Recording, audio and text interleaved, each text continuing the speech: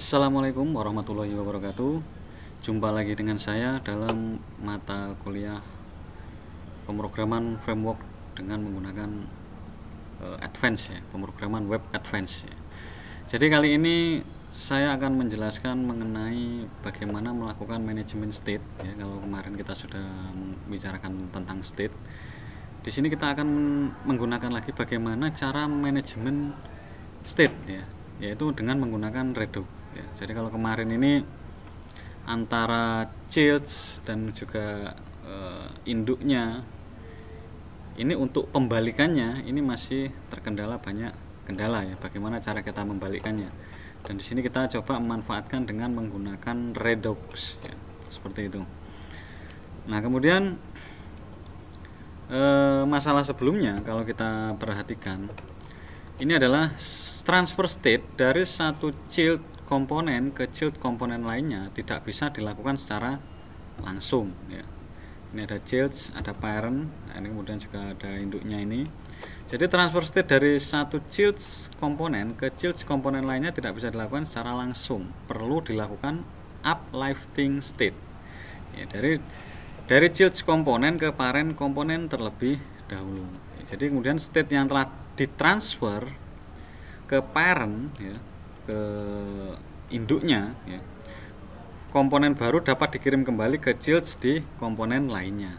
Jadi untuk mengirim child ini ke child satunya ini harus melalui induk parent terlebih dahulu ya, ini menjadi suatu permasalahan ya kalau cuma hanya satu, tapi kalau ini nanti ada lebih dari 30 child dan mungkin juga ada parent yang berbeda-beda pula, ini juga akan bermasalah.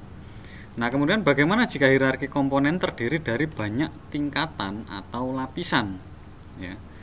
Jadi kalau tingkatannya lebih banyak, seperti apa nanti lapisannya ya, dan berapa banyak uplifting state yang harus dilakukan. Jadi dia naiknya ini berapa kali ini supaya dia sampai pada tingkatan yang ditentukan.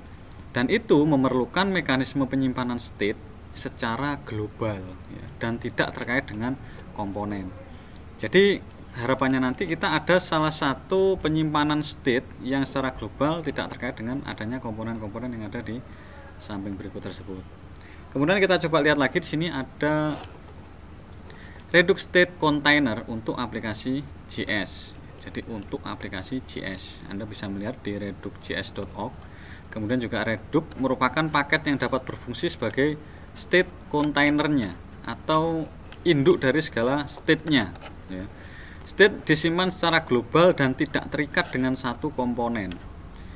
Istilahnya ini adalah suatu variabel global gitu ya. Jadi dia itu penempatannya di tempat yang global, tidak terikat dengan komponen-komponen yang lainnya. Dan state tetap dapat diupdate melalui event yang terjadi pada suatu komponen. Jadi meskipun satu komponen A, child A dengan child B tadi ada suatu yang perlu di-uplifting, ya ini perlu bisa langsung diupdate gitu ya, melalui event pada suatu komponen tersebut. Perubahan state juga tetap mempengaruhi tampilan komponen yang menggunakan induk dari child-nya tadi. Nah, kemudian juga kalau kita lihat transfer state tanpa Redux, ini kalau kita lihat seperti ini ya. Jadi arahnya ini dari K ke F misalkan ya, dari child-nya ini kemudian ke parent dulu, kemudian ke B, kemudian dia lari ke A ya. Mungkin ini di parent utamanya, induk utamanya, baru dia akan disalurkan ke E, ke sini dan juga sini. Jadi state harus ditransfer hingga ke parent komponen yang menghubungkan kedua child komponen ya, lalu dikirim kembali ke komponen yang membutuhkan state tersebut. Jadi untuk ngirim ke sini dia harus lewat sini, lewat sini, lewat sini, lewat sini. Nah, ini akan sangat mengganggu ya, akan sangat kurang efisien ya kalau kita menggunakan seperti itu. Nah, kemudian transfer state menggunakan Redux artinya kita menyediakan suatu store Redux-nya ya. Redux store-nya ini akan kita arahkan dari child-nya tadi, ini bisa menampung di Redux store-nya, baru nanti kita arahkan ke tujuan kita, child lainnya. Jadi hanya dua tahap, 1, 2 ini ya. Jadi kita nggak perlu memasuki banyak tahapan parent yang terlebih dahulu untuk menghubungkan antar child yang dia berada lebih jauh dari kawasan ini tadi gitu ya, lebih jauh dari parent-parentnya, melewati banyak parent. State hanya perlu dikirim ke Redux Store dan ditransfer ke komponen yang membutuhkan tanpa harus melalui komponen lainnya. Ini yang perlu diperhatikan. Dan untuk instalasi, Anda bisa melakukan instalasi dari tugas kemarin ya. Dari hasilnya kemarin kita bisa melakukan instalasi Redux. Dari Redux dapat diinstal sebagai node package menggunakan perintah npm install Redux. Ya. Jadi di paketnya ini kita bisa langsung ketikkan npm install Redux di Next.js kita ya nantinya. Kemudian kalau kita lihat di konsep utamanya, state ini adalah Redux ini terdapat 3 konsep utama. Yang pertama adalah store, kemudian ada action, dan juga ada Redux ya. Jadi penyimpanan state, definisi perubahan state, dan juga perubahan ini ya. Kemudian juga kalau kita lihat action Reduxer store ini kembali lagi. Jadi di state ini kalau kita membicarakan front end ini kembali lagi bahwa store, action, Redux ya. Jadi kembali lagi seperti itu. Ketika diklik action, dia dikonversi ke dalam bentuk store-nya, kemudian dikirimkan bentuk UI-nya, kemudian kembali lagi. Nah, React Redux dan Redux Toolkit ini juga berbeda. Ya. Kalau React Redux ini library turunan dari Redux, ya, yang khusus digunakan pada aplikasi berbasis React.js. Berfungsi sebagai penghubung antar UI aplikasi React dengan Redux. Dapat membaca data state dari Redux Store-nya. Dan dapat juga melakukan dispatch action untuk mengupdate state di store. Jadi langsung dilakukan update di store-nya ya, Redux store-nya.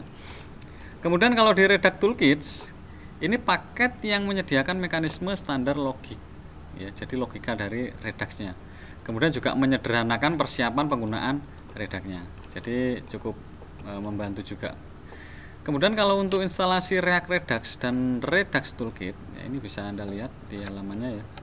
Ini React Redux ini dapat diinstal sebagai node paket menggunakan perintah npm install React Redux. Kemudian juga Redux Toolkit juga dapat diinstal sebagai node package-nya menggunakan perintah npm install add redux.js/toolkit. Ini untuk melakukan instalasi toolkitnya. Dan kemudian juga di inisialisasi state dan penentuan action Reduxer. Kalau kita lihat sini, nah ini ada yang terpotong ya, nanti bisa dilihat sendiri. Melalui Redux Toolkit, proses inisialisasi serta penentuan pasangan action and Reduxer tidak lagi dilakukan secara terpisah ya. Jadi ketiganya ini dapat disiapkan dalam satu buah slice. Function create/slash digunakan untuk membuat objek slice tersebut. Kalau kita lihat sini ya, ini kita lakukan import create/slash dulu dari Redux Toolkitnya, kemudian kita lakukan export konstanta dari objek slice. Kita buat create slice dengan nama slice ya, dengan inisial state-nya ini kita kosongi dulu. Kemudian juga kita lihat Redux-nya ini action yang pertama state action, nilai yang mau dilakukan update. Kemudian di action kedua state action, kemudian adalah update yang akan dilakukan di kedua. Jadi real time-nya. Kemudian juga di sini ada export konstanta action 1 ya. Kemudian juga ada action 2 ya. Ini tertutup ya ini ya. Export default object slide.read ya. Ini mungkin nanti Anda bisa mencobanya. Jadi ini bisa ditambahkan di dalam halaman next Anda untuk melakukan uji coba initial state Redux-nya ya. Jadi initial state dia melakukan inisialisasi dari state-nya. Dan actionnya dia melakukan action, kemudian Redux-nya adalah nilai dari actionnya, yaitu state action, kemudian update data yang ada di sini. Kemudian kalau kita lihat konfigurasi store-nya, ini import konfigurasi store from Redux.js Toolkit, ini sama ya. Jadi pembuatan store dan konfigurasinya dengan multiple Redux juga dapat dilakukan dengan lebih sederhana melalui function konfigurasi store yang disediakan oleh Redux Toolkit ya. Jadi kita bisa mengimport Reduxer path to a slice file, kemudian b Reduxer from path to b slice file ya. Kemudian kita lakukan export default konfigurasi store-nya dari sini. Reduxer sama dengan a Reduxer dan b Reduxer b ya. Dan seterusnya sesuai dengan kebutuhan yang kita gunakan. A adalah identitas state yang telah diinisialisasi di dalam slice. Jadi yang tadi diinisialisasi ini identitas state-nya. Kemudian A reduxer dan B reduxer ini adalah objek reduxer dari slash yang telah dibuat sebelumnya. Sehingga untuk menyediakan store bagi aplikasi ya, di React Redux ini juga menyiapkan komponen provider yang dapat membantu ya, dapat membuat store menjadi tersedia bagi keseluruhan.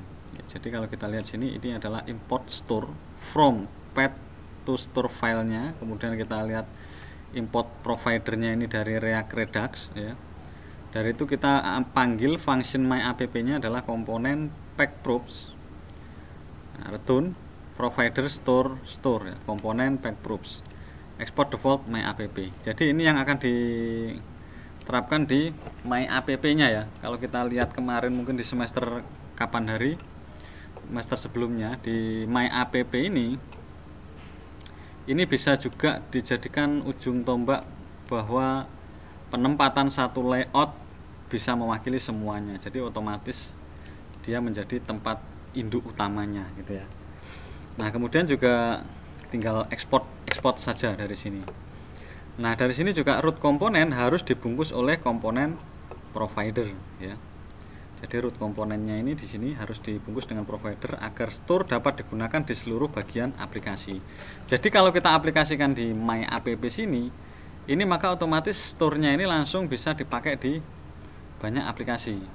Bukan banyak aplikasi ya, banyak file-file yang membutuhkan dari adanya state yang telah kita buat. Ya, kalau kita lihat ini objek store dari hasil konfigurasi sebelumnya. Nah, kemudian juga mengakses state dari komponen aplikasi.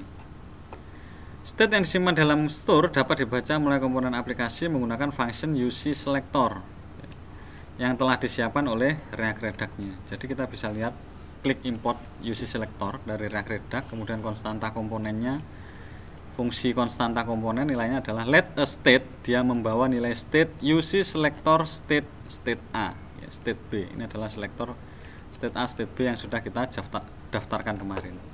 Return JSX komponennya. Ya, terserah ini mau diisi variabel HTML yang seperti apa. Ya. Kira-kira seperti itu untuk penggunaan dari komponen state pada Redux dan juga Redux Toolkit-nya tadi ya. Kemudian juga kalau kita lihat lagi, memperbarui state, update state dari suatu komponen ini dilakukan dengan mendispatch suatu action. Ya. Jadi function UC dispatch yang disediakan oleh React Redux dapat digunakan untuk dispatching action. Ya, ini digunakan untuk dispatching actionnya. Dan dispatching suatu action ini dapat dilakukan dengan maupun tanpa mengirimkan argumen ke dalam action payloadnya. Ya. Jadi kalau kita lihat konstanta dispatch UC dispatch. Ya, dari sini langsung dispatch action 1. Ya. Jadi on some event, ya, jadi langsung mengirimkan argumen ke dalam payloadnya. On the event ya, langsung dispatch action keduanya. Jadi seperti itu kita lihat update state tanpa melibatkan action payload ya, dan juga update state tanpa menggunakan melibatkan ini juga argumennya tadi ya. Saya rasa seperti itu untuk penggunaan state. Mohon untuk dipelajari lagi dan mungkin juga diterapkan ya dari penggunaan importnya ini tadi. Yang jelas Anda bisa melakukan instalasi dulu dari state-nya, npm install Redux-nya tadi, kemudian baru Anda implementasikan di bagian biasanya sebelum return ya. Kalau kita tadi, kalau ini ya sudah langsung di sini. Ini adalah konstantanya yang dibaca dan ini elemen JSX-nya, gitu ya. Terima kasih untuk waktunya. Maaf kalau ada hal yang kurang berkenan. Saya tutup perkuliahan hari ini. Assalamualaikum warahmatullahi wabarakatuh.